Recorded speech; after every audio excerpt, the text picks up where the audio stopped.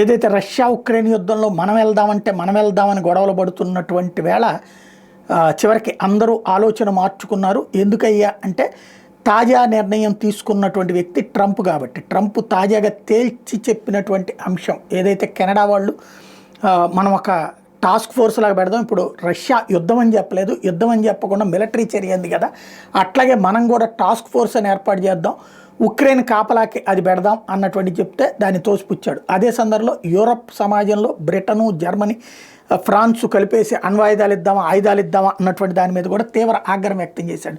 ఈ నేపథ్యంలో ఇప్పుడు బ్రిటన్ రూటు మార్చుకుంది.